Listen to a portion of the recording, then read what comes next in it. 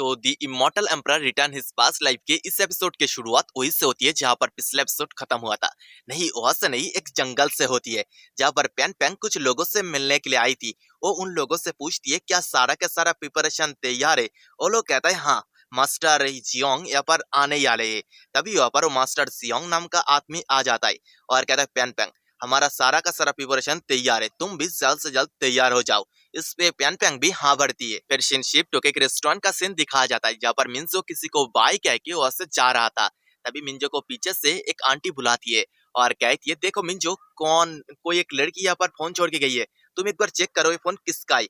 मिंजो जब उस फोन को चेक करता है और कहता है ये फोन तो पेन पेंग का है। ओके, मैं उससे फोन दे के आता हूँ। कुछ देर बाद हम देखते हैं मिंजो जंगल के अंदर घूम रहा था और वो सोचता है पेन पेंग के फोन के अंदर कोई मैसेज करके पेन पेंग को जंगल के अंदर बुलाया था।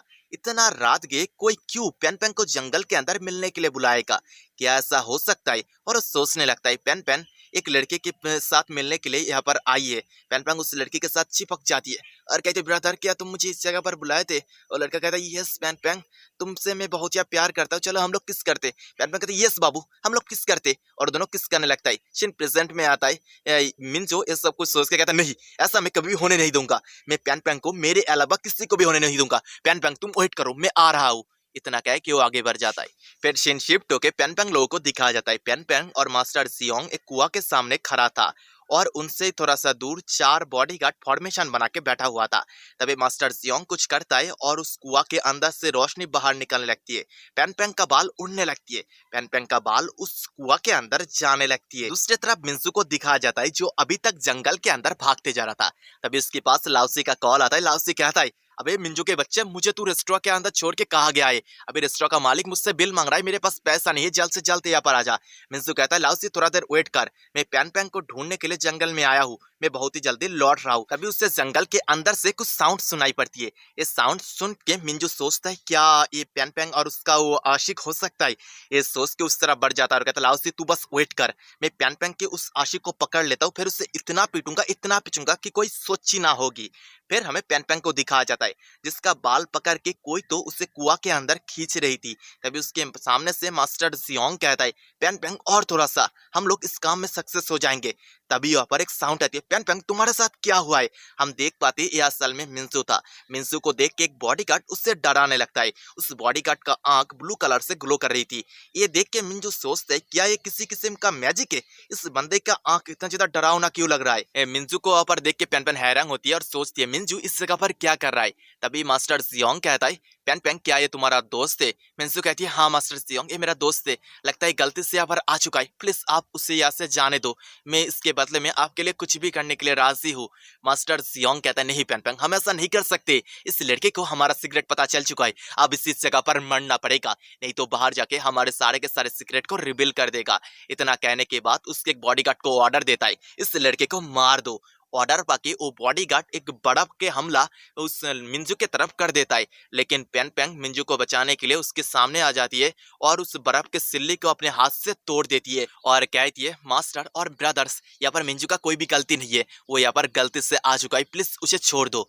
लेकिन तभी जमीन के अंदर से वो ग्रीन कलर का उससे क्या कहता है पेट जैसा होता है, हाँ बेले बाहर निकलती है और पेन पेन को पकड़ लेती है। पेन पेन दर्द से करा रही थी, वो मिंजू से कहती है मिंजू यहाँ से भाग जाओ, नहीं तो तुम भी यहाँ पर मेरे साथ मारा जाओगे। मिंजू वहां से भागता उससे पहले ही एक बॉडीगार्ड उसके अर्थ स्किल को एक्टिवेट करता है और 2 गोलम हैंड से मिंजू को पकड़ लेता है।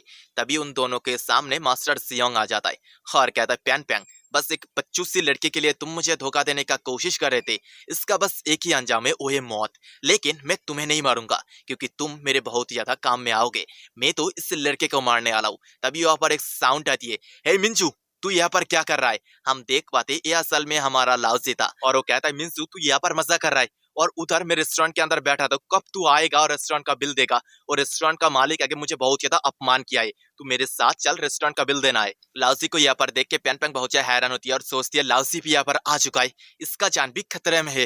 तभी मिंजू कहता है लाउजी यहाँ से भाग जाए, यहाँ पर बहुत ज्यादा खतरा है। लाउजी कहता है मैं क्यों भागू, तू मेरे साथ चल, तुझे पता भी है वो रेस्टोरेंट का ओनर मुझे कितना ज्यादा अपमान किया है, तू जल्द से जल्द मेरे साथ चलेगा या पर नहीं, जल्द से जल्द बता दे।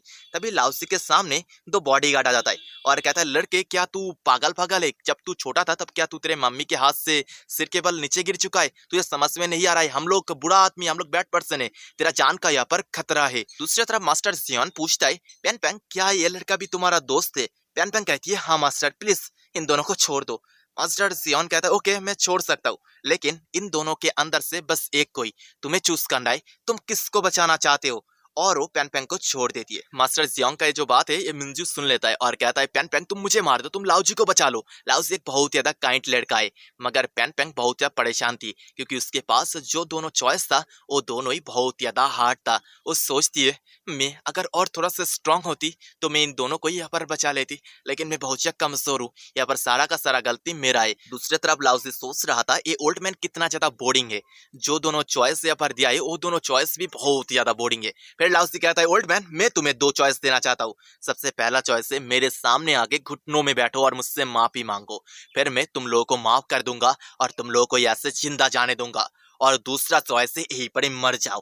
लाओसी की ऐसा बात सुन के सब लोग हैरान होता है और कहता है क्या लड़का तू क्या पागल हो चुका है? अभी लाओसी के सामने एक बॉडीगार्ड आ जाता है और कहता है लड़का क्या तू थोड़ा पागल पागल है क्या? तू सचमुच के बचपन में सिर के बल नीचे गिर गया था? ऐसा उल्टा सीधा बात क्यों कर रहा है? लाओसी कहता है मैं कोई भी मजाक नहीं कर रहा हूँ, मैं बिल्कुल सीरियस हूँ। अगर तुम लोगों को यहाँ पर से जिंदा घर जाना है तो मेरे सामने आके घुटनों के बल बैठ के मुझसे माफी मांगो।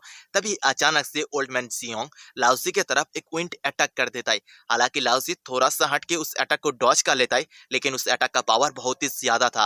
वो अटैक जाके सीधा एक पेड़ के साथ टकराता है और वो पेड़ वहीं पर ही बर्बाद हो जाता है।